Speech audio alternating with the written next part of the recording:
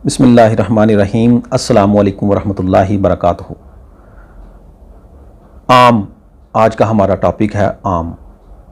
आम का मिजाज क्या है, इसको कैसे खाना चाहिए, कितनी मिकदार में खाना चाहिए, इसका अगर कोई नुकसान है और जो हम आम खाते हुए गलतियां करते हैं उस पर हम बात करेंगे।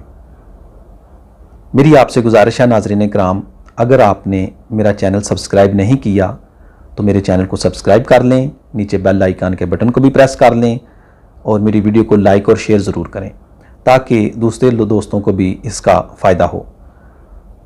तो चलें नाज़रीन किराम, बात करते हैं आम पर। आम का मिजाज बहुत ही अच्छा, गर्मियों में ये मौसमी फल है।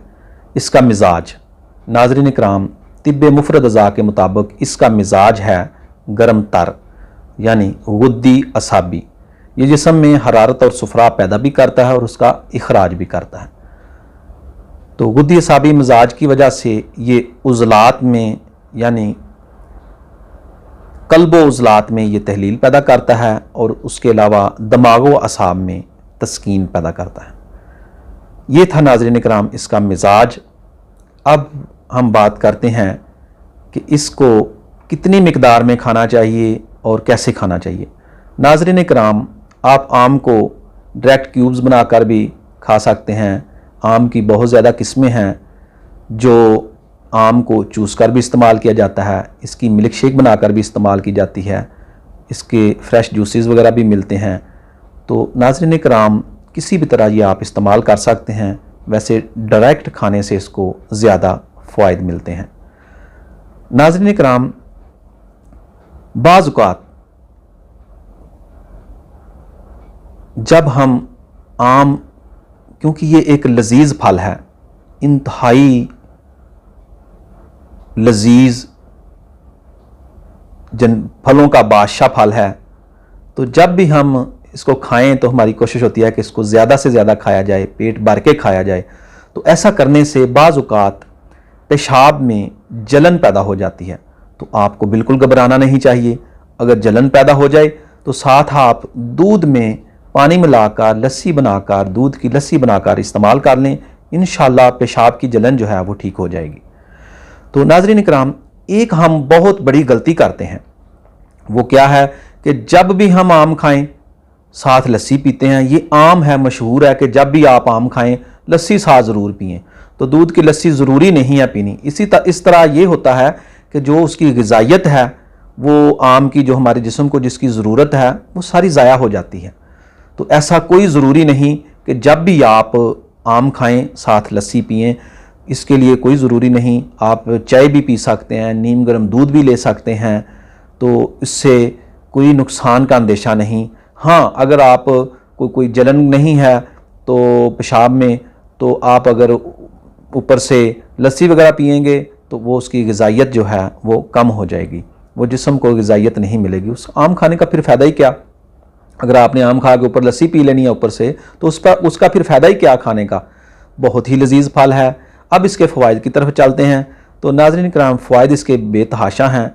ये मुलय्यन है, यानी कि अंतड़ियों में जो मुलय्यन की वजह से अंतड़ियों में सोजश हो, पेचस टाइप हो, सोजश हो, तो उसके लिए ये बहुत ज़्यादा मुफीद है। खुश्की हो अंतड़ियों की, उज़लाती किसी तरह की भी सोजश हो तो उसके लिए ये बहुत ज़्यादा मुफीद है।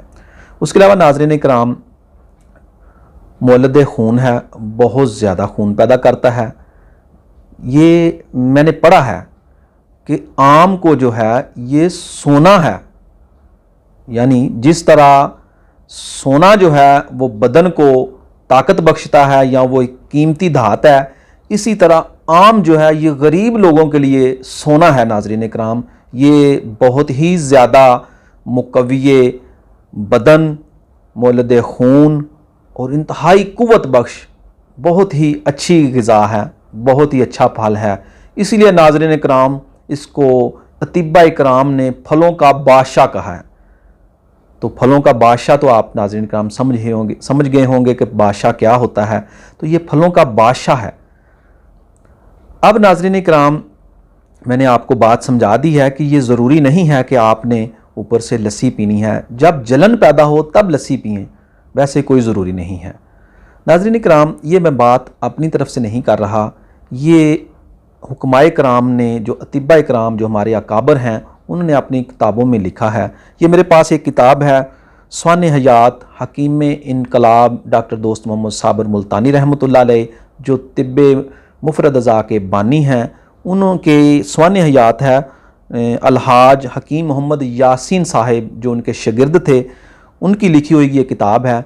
तो उन्होंने इस किताब में इस पर यह बहस की है कि आम खाने के बाद ऊपर से लस्सी पीने से जो ग़िज़ाइयत है वो आम की वो ख़त्म हो जाती है। ये मेरे पास किताब मौजूद है। तो ये बहुत अच्छी किताब है। इसमें स्वान हयात के साथ मुख्तलफ़ जो जड़ी बूटियाँ हैं, ये मुफरदात हैं और जो फल हैं, और उनके ऊपर भी, उनके मिजाज पर और उनके अफ़ाल ख़ास पर भी बहस की गई है। तो नाज़रीन किराम, ये थी आज की आपके लिए मालूमाती वीडियो। अब इस पर थोड़ी सी बहस कर लें कि इसको कैसे खाया जाए। तो मिल्क शेक बनाकर पी सकते हैं आप, इसकी दूध में बहुत अच्छी है। वैसे हम खा लें, कितना खाना चाहिए, पेट भर के खाएं, कोई परेशानी वाली बात नहीं है। ज़्यादा से ज़्यादा जलन ही होगी, अगर जलन ज़्यादा हो तो आप लस्सी बनाकर पी लें तो इंशाल्लाह आराम आ जाएगा। ये थी नाज़रीन इकराम आज की मालूमाती वीडियो। उम्मीद है आपको पसंद आई होगी। आपको चाहिए कि मेरे चैनल को सब्सक्राइब करें और इसको शेयर भी करें ताकि लोगों को मज़ीद इससे फ़ायदा पहुँच सके। अस्सलामु अलैकुम वरहमतुल्लाहि वबरकातुहू।